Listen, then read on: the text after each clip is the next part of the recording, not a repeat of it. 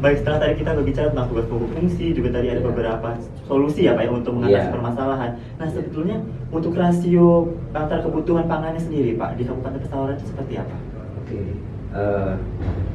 terima kasih Mas Hafiz ya untuk rasio. Nah, kita lihat bahwa di Kabupaten Pesawaran itu berdasarkan data statistik itu jumlah penduduk kita 481.777 jiwa ya, itu terdiri dari laki-laki dan perempuan. Kalau kita lihat rasio ketersediaan dengan kebutuhan, ya kalau untuk Kabupaten Pesawaran ini surplus ya. Nah, kita lihat contoh bahwa kita ini mempunyai konsumsi per kapita. Jadi saya ini setiap bulan itu butuh beras itu 6,69 kilo. Berarti saya ini hanya 7 on kurang lebih ya. Nah, 6,69 kilo per orang per bulan inilah dikali dengan jumlah penduduk. Nah, jumlah penduduk kita ada 481.000 kurang lebih ya. Kemudian kebutuhan beras kita, ini contoh beras ya. Nah, kita setiap bulan Kabupaten Pesawaran itu mempunyai kebutuhan beras itu 3.352.000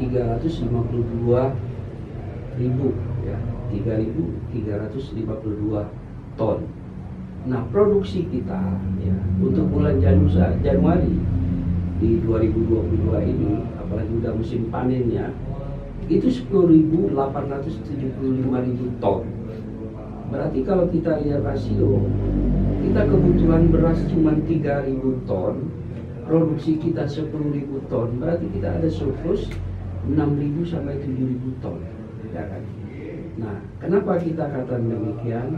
Data BPS itu menyatakan bahwa setiap per kapita sudah ada hitungannya. Jadi seperti kita ini, kebutuhan beras kita setiap bulan ini per jiwa, per bulan itu 6,69 kilo. Ya. Nah, itu baru beras. Kemudian kita lihat lagi dari jagung. Ya. Ini kita contoh jagung. Jagung itu per jiwa itu 0,1 on sebulan. Karena memang bukan makanan pokok ya, tapi pasti kita akan butuh suatu jagung. Nah, berdasarkan data konsumsi per kapita BPS ya 0,1 on per bulan per orang. Nah, dikali dengan jumlah penduduk 481 tadi, maka kita ada surplus. Kenapa? Karena kebutuhan kita hanya 2 ton, sementara produksi kita 19.000 ton untuk jagung. Artinya surplus. Begitu juga cabai, kemudian bawang, ya, daging, telur. Nah, ini adalah bahwa semua masyarakat yang mempunyai kegiatan masalah pertanian, mereka benar-benar sudah berkelanjutan untuk melakukan itu. Seperti saya bilang tadi, kelompok wanita tani, kelompok tani, kelompok gapokta, mereka ini ada salah satu usaha yang sudah menangani kegiatan tentang ketahanan pangan. Kita mau apa sih? Di Pesawaran beras ada, jagung ada, kemudian daging ada, ya kan? Artinya ketersediaan ini dari sisi kebutuhan, ketersediaan dengan jumlah masyarakat yang ada di Kabupaten Pesawaran secara umum itu cukup, ya, cukup memadai dan terpenuhi, bahkan sudah surplus. Ini saya ambil yang contoh tadi ya, Mas Hafiz ya, itu untuk jagung dan untuk beras. Nah, ketersediaan ini tidak lepas dari produksi. Nah, produksi dari mana? Produksi ini kita berkolaborasi, berkoordinasi dengan pihak terkait. Produksi dari mana? Pertanian. Daging dari mana? Kita koordinasi dengan peternakan. Nah, artinya sentra-sentra inilah yang akan dijadikan bahan data menyatakan bahwa kita ini surplus. Kebutuhan kita dari mana menyatakannya? Dasarnya adalah dari data statistik. Kemudian ada rumus. Nah, jadi maka kalau kita ini setiap bulan itu nggak nyampe 10 kilo kebutuhan kita beras. Sementara beras kita banyak. Jadi dari sisi keamanan pangan aman.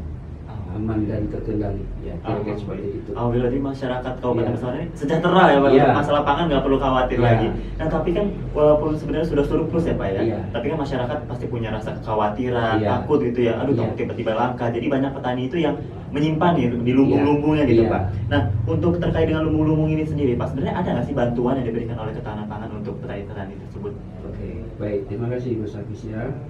Nah, perlu kita ketahui bahwa stok pangan kita ini ada dua, ya. Satu di pemerintah, satu di masyarakat. Nah, di pemerintah itu ada di Bulog, kemudian di masyarakat itu ada di lumbung pangan masyarakat. Nah, pemerintah setiap tahun itu membantu gabah, gabah kering panen, gabah kering giling. Ini adalah untuk memberikan bantuan kepada kelompok tani yang ada di desa wilayah Kabupaten Pesawaran untuk disimpan di lumbung.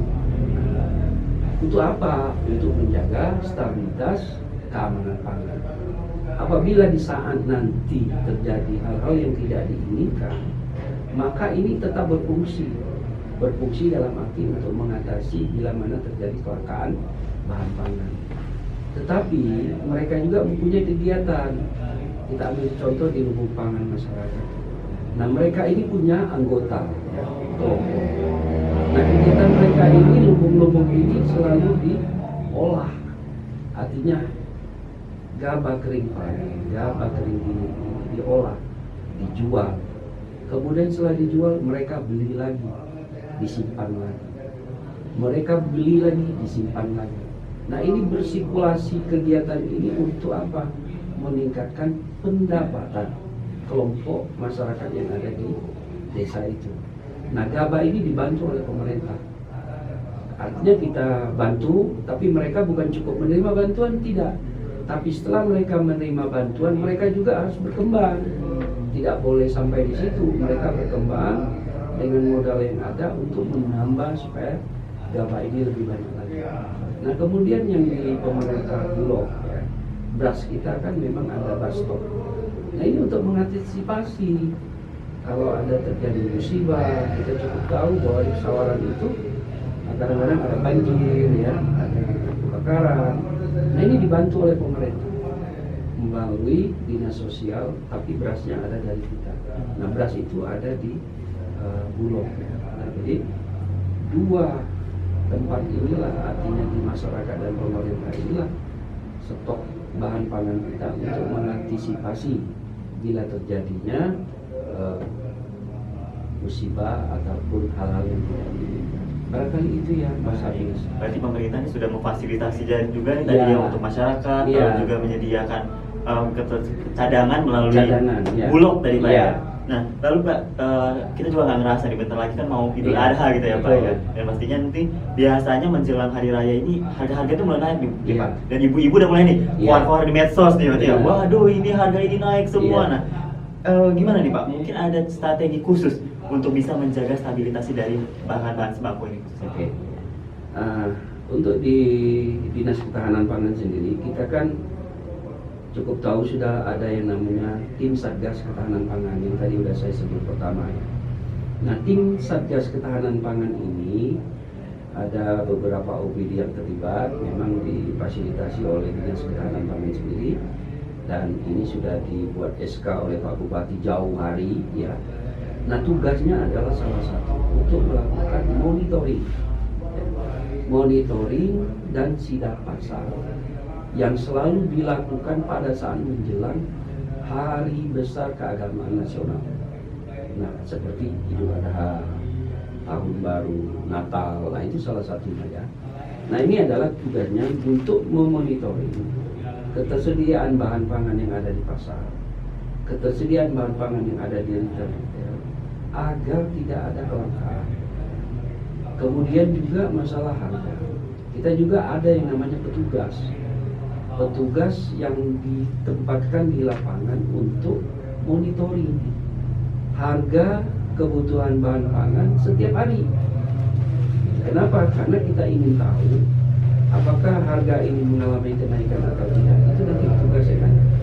Kemudian Satgas Pangan tadi ini melakukan monitoring juga, turun langsung ke bawah Nah, jangan sampai nanti menjelang hari Raya Idul Adha, satu, bahan pangan tidak tersedia, harga melonjak, kemudian masyarakat sulit untuk mendapatkan bahan pangan itu. Nah, ada beberapa unsur di OPD terkait, salah satunya dari kepolisian juga terlibat.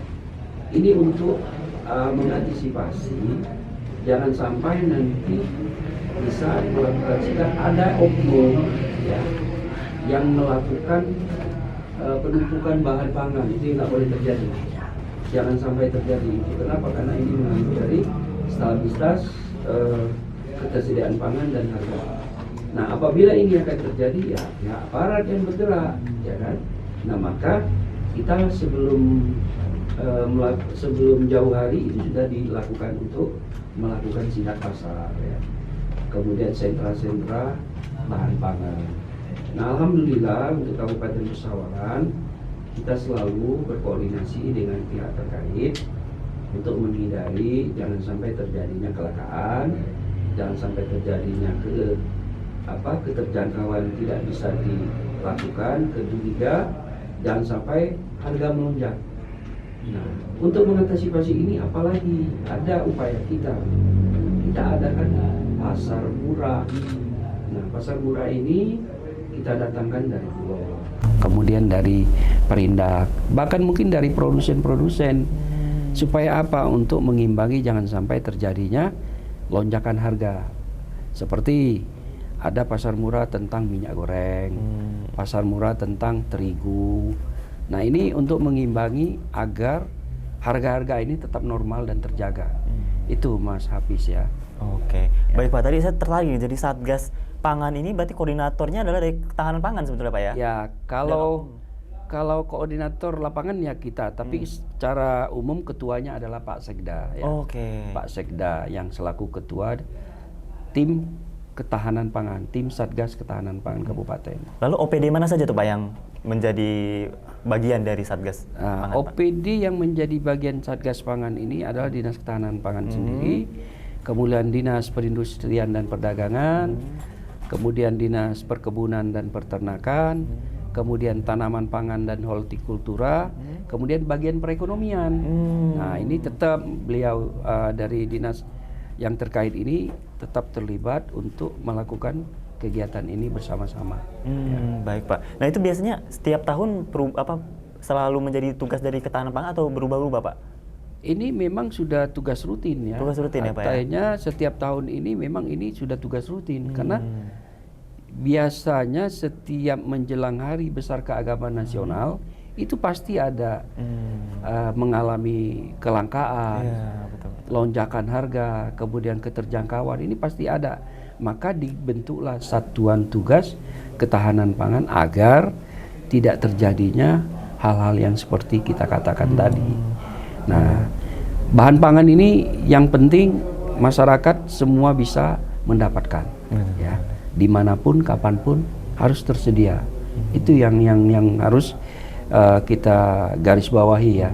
Jangan sampai ada kelangkaan, jangan sampai orang mau beli barang itu tidak ada. Nah, ini alhamdulillah kalau untuk kita ya alhamdulillah sampai saat ini ya. Mudah-mudahan kedepannya tidak terjadi hal-hal yang seperti itu. Amin. Ini mohon kerjasamanya juga nih buat masyarakat Pesawaran, jangan nimbun ya Pak ya. Ya nggak boleh. Harus saling bekerja sama nih, karena dari dinas juga sudah memfasilitasi dengan sangat baik, jadi masyarakatnya juga harus diajak bekerja sama ya. Nah, oke Pak, sebelum kita mengakhiri sesi ngobrol seru kita pada hari ini Pak, mungkin ada pesan dan closing statement yang Bapak sampaikan untuk masyarakat dan juga untuk pemerintah daerah. Silakan Pak. Oke. Kita mohon kepada masyarakat luas ya, khususnya ibu-ibu ya. Yang pertama, jangan sekali-sekali kita melakukan pembelian bahan pangan secara berlebihan. Artinya jangan panik buying ya, jangan terpengaruh dengan isu-isu seperti kelangkaan bahan pangan. Itu tidak akan terjadi.